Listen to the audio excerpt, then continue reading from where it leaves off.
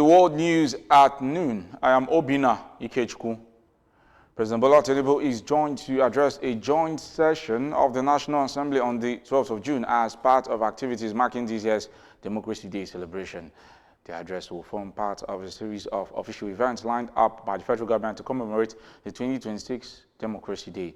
According to the Inter-Ministerial Committee inaugurated on Tuesday to coordinate the program nationwide, other activities lined up for the celebration included a World Press Conference on the 4th of June, special Jumat prayers on the 5th of June, and interdenominational church service on the 7th of June, a Democracy Day public lecture on the 9th of June, youth and women-oriented programs on the 10th of June, a presidential broadcast on the 12th of June, and a Democracy Day gala night. Inaugurating the committee, the federal government paid tribute to the late Chief MKO Abiola and other heroes of the 12th June struggle. A statement by the Secretary to the Government of the Federation's media aide, Yomi Odunuga, said the SGF, George Akume, noted that the Democracy Day provides an opportunity to reflect on the sacrifices made by Nigerians who fought for democratic governance. Akume described the June 12th anniversary as a significant moment to honor those who contributed to Nigeria's democratic journey. On the very recent development, the Ebola alert, the federal government has intensified health screening at the country's airports, seaports, and land borders. It also announced that travelers identified as high risk or displaying symptoms associated with Ebola and other viral hemorrhagic fevers will be subjected to secondary screening, isolation, and referral procedures.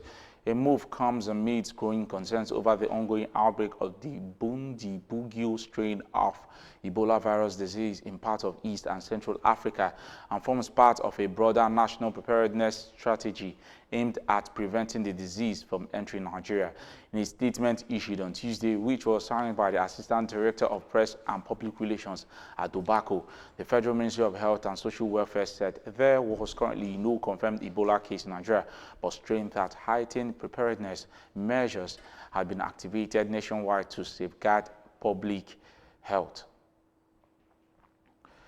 French President Emmanuel Macron and Rwandan President Paul Kagame on Tuesday inaugurated a monument in Paris in memory of the victims of the Rwanda genocide. Speaking at the event, Macron said the memorial marked the culmination of a long and patient quest for truth.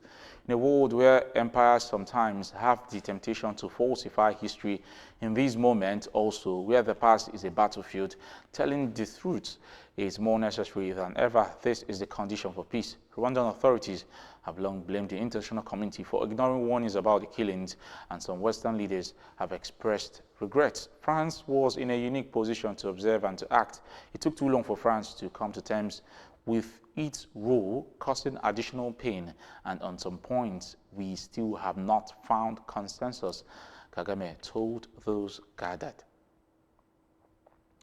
Meanwhile, Rebecca Barnett has won a high-stakes Democratic Party primary in the United States of America, New Jersey, setting up a contest against Republican Tom Kean Jr., backed by President Donald Trump, for one of the most competitive seats in the upcoming midterm elections. Bennett, a former U.S. Navy helicopter pilot, defeated three Democratic rivals in New Jersey's 7th Congressional District, securing about 47.2% of the vote, according to projected results on Tuesday. Her nearest competitor, Tina Shah, received 20.2%. Kean and Bennett will now square off in November for a seat that has changed party hands twice within the past 8 years and ranks as a key target for Democrats hoping to capture the House of Representatives. Independent analysts rate the contest as a toss-up. The race has attracted heightened attention because of Kean's prolonged absence from Congress. The Republican incumbent has missed more than 100 House votes since early March due to an undisclosed illness. At least 7 people have been killed after a drone hit a bus in the Russian-controlled Donetsk region of Ukraine as both sides escalate attacks. The Russian-installed head of region, Denis Pushlin, said on the Telegram messaging platform on Wednesday that the bus was traveling between Moscow and Simferopol in Crimea. A further 11 people sustained injuries of varying severity, and all are receiving the necessary medical care.